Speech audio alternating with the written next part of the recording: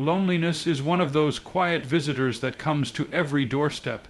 It does not discriminate between the young or the old, the successful or the struggling, the believer or the skeptic. In fact, some of the loneliest people you'll ever meet are the ones who appear surrounded by crowds. You can stand on a stage, receive applause from hundreds, and still feel as though no one truly knows you. You can scroll through countless connections online and still sense an ache of being unseen. That is the nature of loneliness. It hides in plain sight. I remember a season in my own life where the busyness of ministry kept me surrounded by people, yet at night, when the meetings ended and the doors closed, there was a silence so heavy it felt as if the walls were leaning in to listen. I learned then that loneliness is not always about the absence of people. It's about the absence of connection. You can sit in a family gathering and feel it. You can drive in rush hour traffic and feel it. And it can be disorienting because we often assume that if we are not physically alone, we shouldn't feel lonely. But loneliness at its core is a heart issue, a longing for someone to enter the depths of who we are and truly stay. Even Jesus knew loneliness. In the Garden of Gethsemane, as he wrestled with the weight of the cross, he asked his closest disciples to watch and pray with him. Yet when he returned, he found them asleep, not once but 3 times. And in his final hours on the cross, he cried out, my God, why have you forsaken me?" If the Son of God himself experienced the piercing pain of loneliness, then we should not be surprised when it visits us. But here is the truth. Loneliness is universal. It is part of what it means to be human. You and I are not weak for feeling it.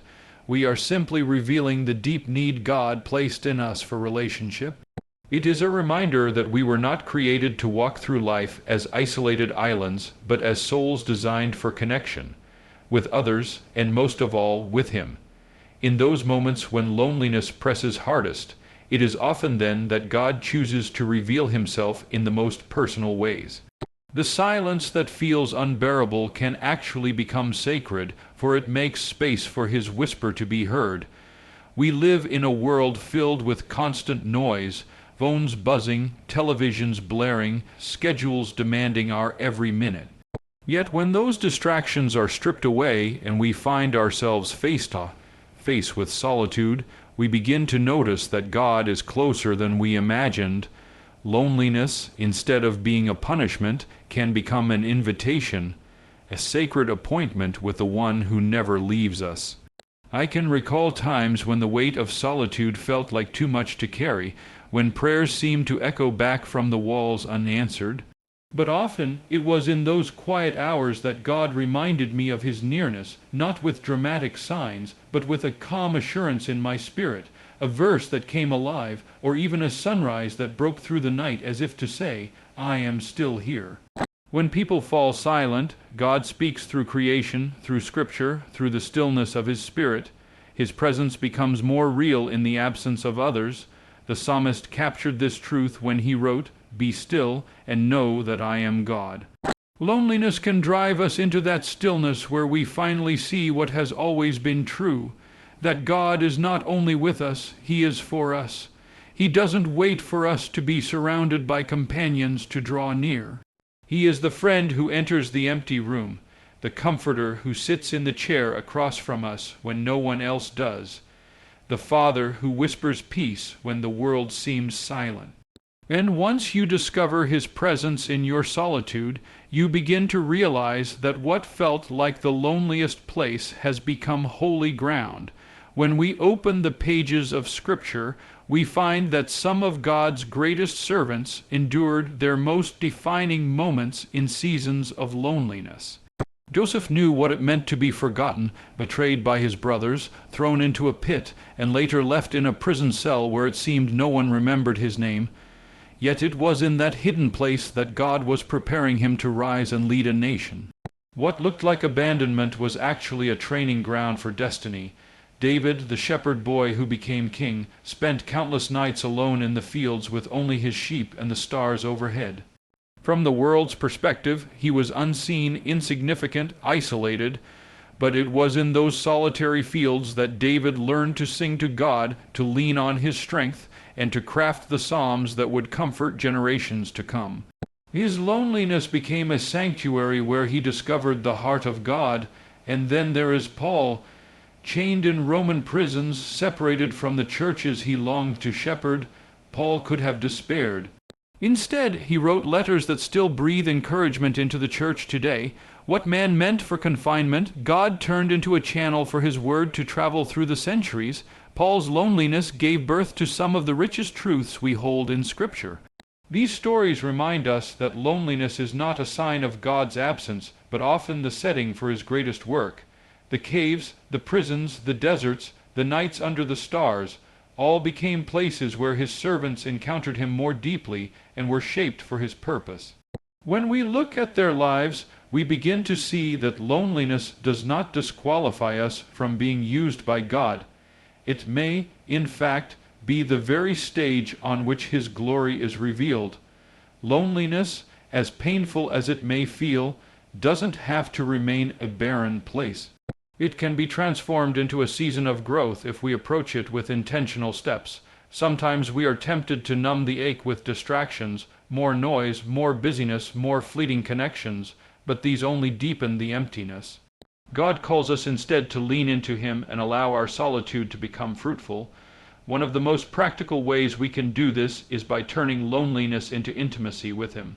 Opening the Scriptures during a quiet evening, not just to read words on a page, but to hear the very voice of God speaking into our lives, shifts loneliness from a hollow silence to a holy dialogue. Another step is to reach outward, even when everything inside of us wants to retreat further inward. The temptation of loneliness is isolation, but healing often begins with connection. A simple phone call to a friend, a note of encouragement to someone else, or even a small act of kindness can open the door for God to use us in the lives of others. Often, in the very act of bringing comfort to another, we find our own hearts lifted. There is also value in learning to sit with the stillness rather than fear it. In the quiet, God has a way of revealing truths we overlook when life is loud. Some of the deepest reflections, the clearest guidance, and the most profound strength are born in the silence we once resented. If we can learn to embrace solitude as a gift rather than an enemy, we begin to see how God molds us through it, strengthening our faith, clarifying our purpose, and deepening our dependence on him. Loneliness then becomes more than a season to survive. It becomes a sacred classroom where the Spirit of God teaches us lessons that abundance and busyness could never provide. And those who emerge from such seasons often carry a strength, a compassion, and a resilience that shine like light in a dark world. At the heart of every lonely season lies a question we dare not say out loud: will I always feel this way? And it is in response to that cry that God gives us his unshakable promise: I will never leave you nor forsake you. Those words are not a fleeting comfort whispered to make us feel better in the moment. They are a covenant spoken by the God who cannot lie. When friends drift, when family disappoints, when circumstances strip away every support, that promise still holds. He is the companion who does not walk away, the father who does not abandon, the shepherd who never loses sight of his sheep. Sometimes his presence is felt like a rush of peace that settles our anxious thoughts. Other times it is simply the strength to get out of bed when grief weighs heavy, and sometimes it is the quiet assurance that even in the valley of the shadow, we do not walk it alone. The psalmist declared, "Even though I walk through the darkest valley, I will fear no evil, for you are with me." That "with me" makes all the difference. It transforms fear into courage, sorrow into hope, and loneliness into fellowship with the Almighty. And it is not just for this life that we have his promise. Jesus himself told his disciples, "Surely I am with you always, to the very end of the age." There will never be a moment, not in this world or the next, when his presence will fail us. The God who stood by Joseph in the prison, who comforted David in the fields, who strengthened Paul in chains, is the same God who walks beside you now. Loneliness may come, but it cannot cancel his nearness. When we anchor our hearts in that promise, the winds of loneliness lose their power to uproot us. We may still feel the ache, but beneath it runs the deeper truth that we are held, surrounded, and known by the one who never leaves. And that truth, more than any earthly companionship, is where real comfort is found. My friends, if loneliness has been your companion, do not despise it.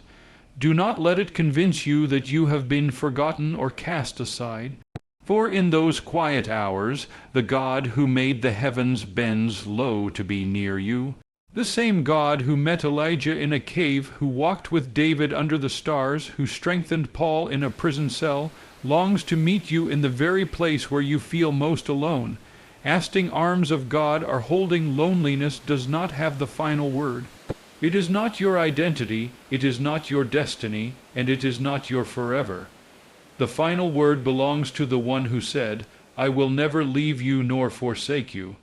If that promise is true, and it is, then no valley is too deep, no night too dark, no silence too heavy for his presence to reach.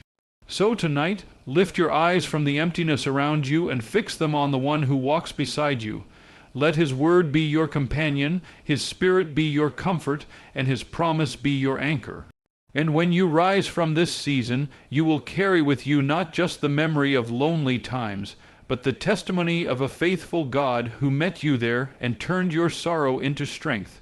You are not alone. You have never been alone, and you never will be, for the Everlew even now.